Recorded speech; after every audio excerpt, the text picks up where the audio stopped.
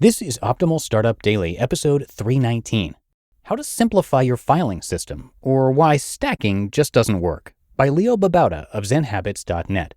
And I'm Dan, your host and narrator here, reading to you from some of the best blogs on entrepreneurship each and every day. And we love to hear from you about what you'd like to hear on the show. So if you have any topic requests, you can share those by visiting our website, which is oldpodcast.com. That's the word old, O-L-D, podcast.com. But for now, let's get right to our post as we start optimizing your life. How to Simplify Your Filing System, or Why Stacking Just Doesn't Work, by Babauta of Zen Habits.net. Does your filing system include stacks of paper, or is your to-be-filed folder overflowing? If you have trouble with filing your documents, you may need to find a way to simplify your filing system to keep yourself organized. Filing is something that many people have a problem with. You're not alone. But organization can not only make you more productive, it can simplify your life and make it less stressful. Being organized doesn't take a complicated system for filing. It simply requires that you have a place for everything and get into the habit of putting things where they belong right away. Whether you've got a complicated filing system you'd like to simplify, or whether you have no filing system at all, let's take a look at how to simplify the system and keep things perfectly organized. 1. Reduce before organizing. The first rule to organizing is that you should eliminate the unnecessary before organizing at all. If you've got a filing drawer that's overflowing or stacks of paper that need filing, it'll take forever to organize, and even then, it'll be hard to find stuff. Here's how to simplify your papers and files before you organize. First, put everything in one big pile. If it can't all go in one pile, make more than one, but look at them as continuations of the first pile. If you have folders that are a mess, take them out and add them to the stack.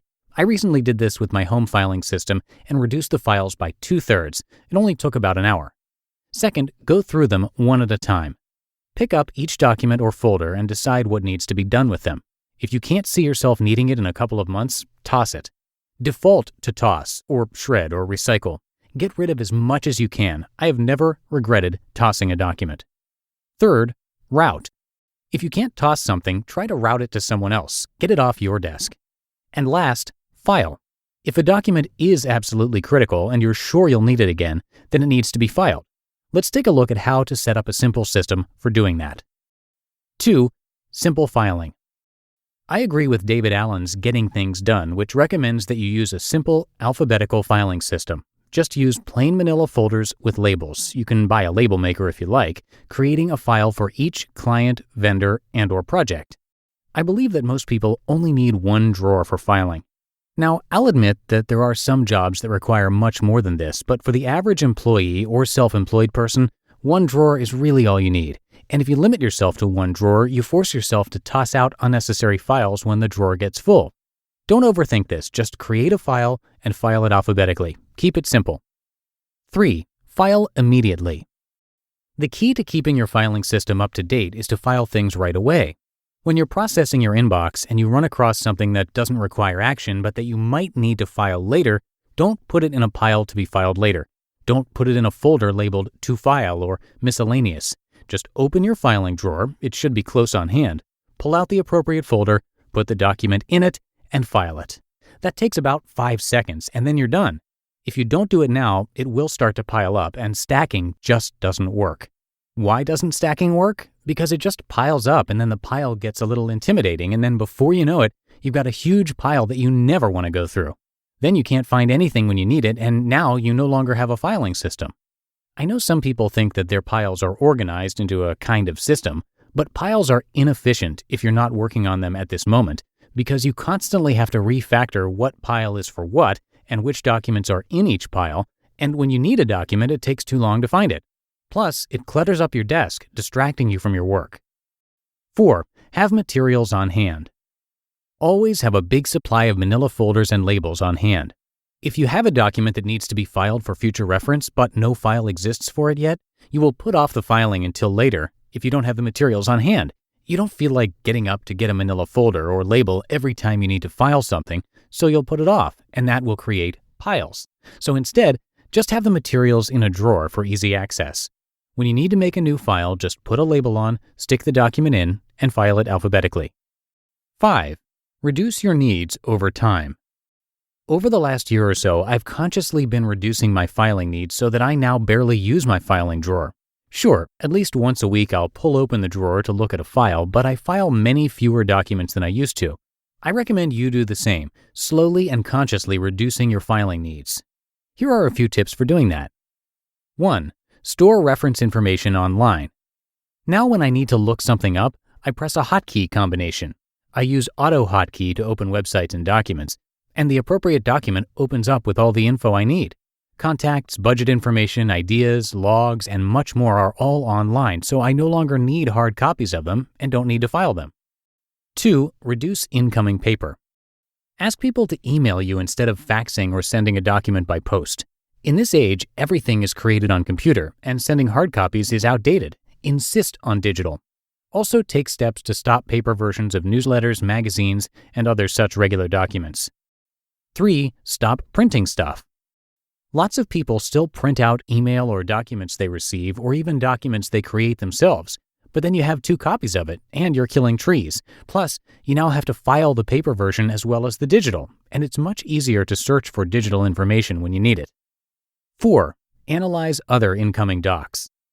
Every time you file something, ask yourself if you really need a hard copy version of it. Is it available online? Does it really need to be sent to you? Is it better to scan it and store it digitally? Is there any way to eliminate the need for this document?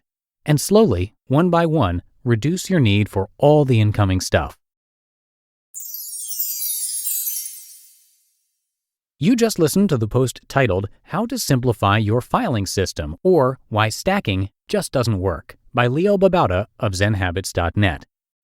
Let's pretend for a moment that you're about to launch a campaign. It tested well, your entire team is happy, everything's going according to plan, except for that one thought in the back of your head. How do I ensure the people I want to target will be in the mindset to receive my message? The answer?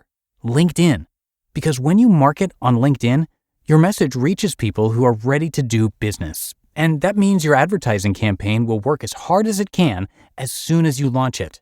It's no wonder that over 78% of B2B marketers use LinkedIn to achieve their lead goals. Now, for us, LinkedIn made it so easy to engage with podcast networks and fellow podcasters when we started out. We networked with people with similar interests and connected with them through LinkedIn groups. Some authors even found us on LinkedIn to narrate their articles. It is an amazing community, and LinkedIn helped us achieve our business goals.